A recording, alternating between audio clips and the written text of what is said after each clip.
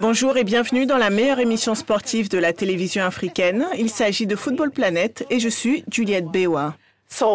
À la une de cette émission, il y avait beaucoup d'actions car les grands noms du football africain se sont affrontés lors des qualifications pour la CAN 2019 ce week-end. C'est la semaine de la Coupe des Confédérations de la FIFA. Nous allons vous apporter toutes les informations avant le début du tournoi. Nous vous dirons également comment les moins de 20 ans de l'Angleterre ont battu le Venezuela pour remporter la Coupe du Monde en République de Corée. Cette édition de Football Planet commence maintenant. Restez avec nous.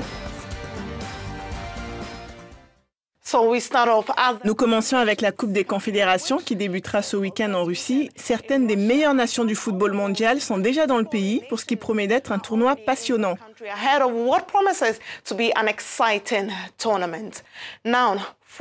Mais avant ça, il y a 14 ans, le 26 juin 2003, la mort subite du joueur camerounais Marc-Vivien Foé à la Coupe des Confédérations a choqué le monde entier. Cette année, alors que le tournoi va se tenir en Russie, on se souviendra de lui comme d'une personne importante dans l'histoire du tournoi.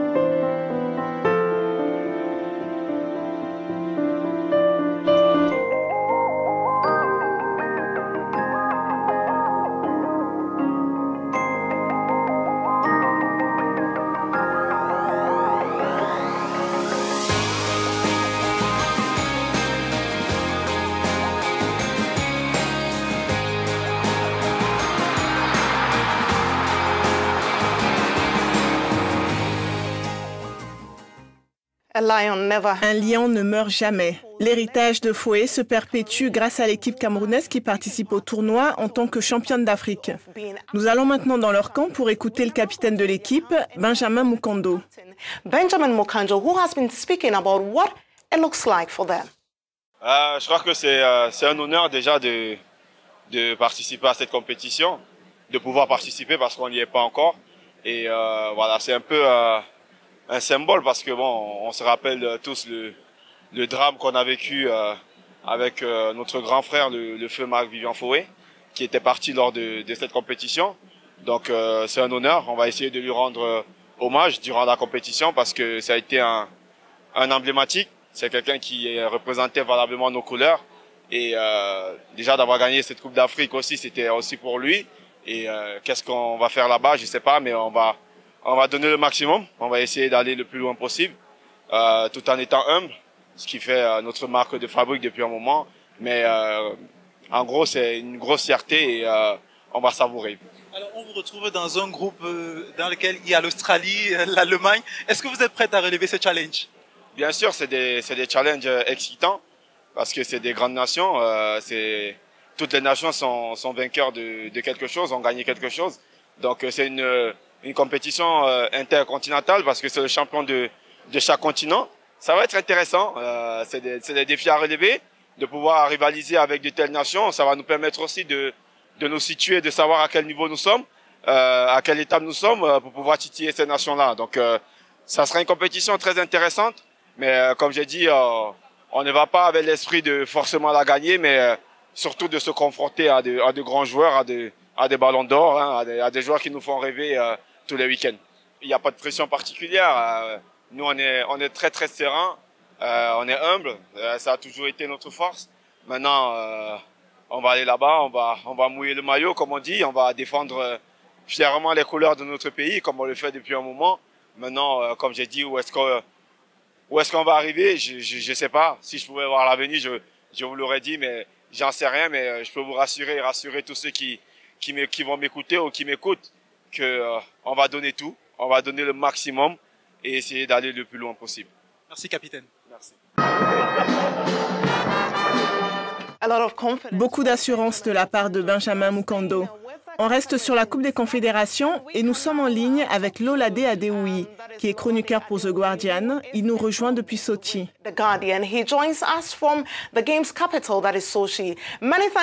Merci de nous avoir rejoints, Adeoui. D'abord, quelle est l'humeur générale dans les rues du pays avant ce tournoi?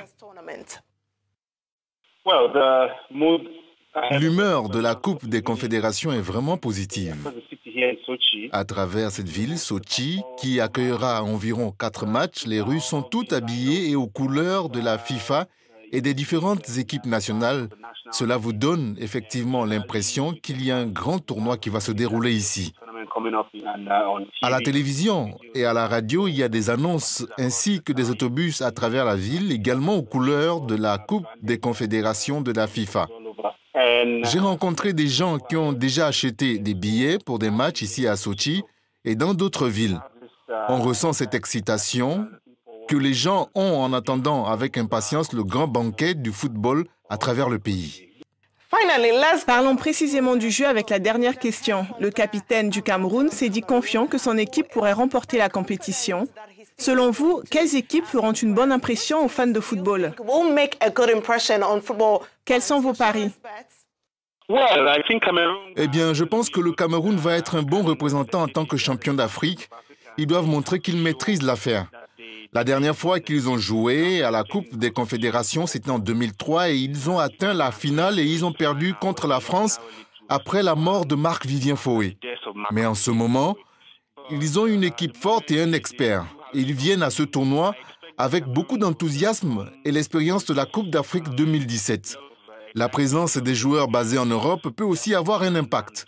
Vous avez le Portugal qui est champion d'Europe et l'Allemagne champion du monde ainsi que le Chili. Donc ce sera un tournoi de haut niveau sur le terrain tactiquement, techniquement. Des 8 équipes participantes, il est difficile de dire qui va gagner. Donc j'attends des matchs électrifiants, surtout si la Russie arrive en finale.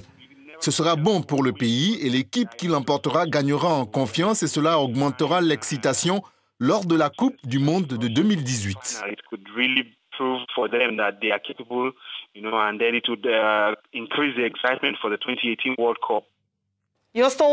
Vous regardez toujours Football Planet sur Africa News et nous passons maintenant aux éliminatoires pour la CAN 2019 qui ont débuté ce week-end. Certaines des plus grandes équipes du continent se sont affrontées pour obtenir une qualification. Mon collègue Wahani Sambou, qui a suivi les différents matchs, nous fait part de ses impressions. Merci Wahani de nous rejoindre. Ce week-end a été riche en événements. Étiez-vous surpris par certaines défaites?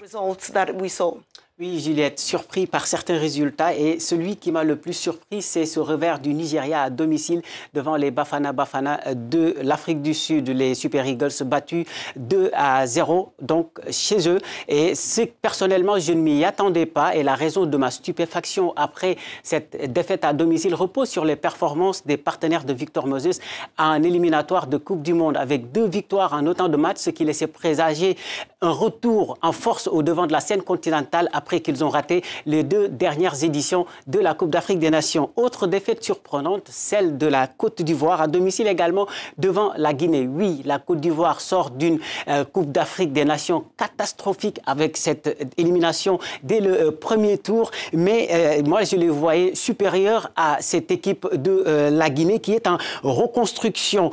Mais cette première sortie dans ces éliminatoires nous prouve encore une fois que ces éléphants sont encore devenus des géants aux pieds d'argile. On pouvait également citer la défaite de la Zambie chez elle devant le Mozambique 1-0, ce qui fait qu'on se retrouve avec 3 anciens champions de la Coupe d'Afrique des Nations battus d'entrée dans ces éliminatoires et tous à domicile.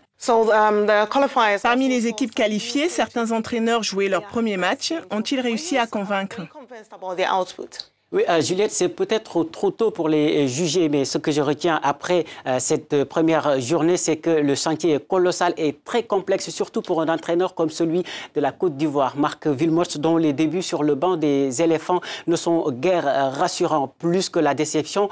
Cette défaite d'entrée face au Sili national installe en tout cas le malaise, le doute dans les esprits des Ivoiriens qui ne se sont pas totalement remis de la claque de l'élimination dès le premier tour de la Coupe d'Afrique des Nations. Autre nouveau, enfin, il s'agit de retour, ceux des entraîneurs du Ghana et de l'Afrique du Sud qui, contrairement à leur homologue de Côte d'Ivoire, n'ont pas manqué les premiers pas de leur comeback sur le banc de leurs sélections respectives en réussissant des performances de haute volée avec 2 victoires, une de chaque côté, 5-0 pour le Ghana devant l'Éthiopie et 2-0 pour le Nigeria. Pour l'Afrique du Sud qui est allé battre le Nigeria chez lui. S'il fallait les juger par leur performance, je ne retiendrai que ça. Mais encore, je maintiens ma position qu'il est très tôt pour les juger. Quelles sont les 3 équipes qui se sont démarquées et pourquoi? Le Congo-Brazzaville n'en fera sûrement pas partie.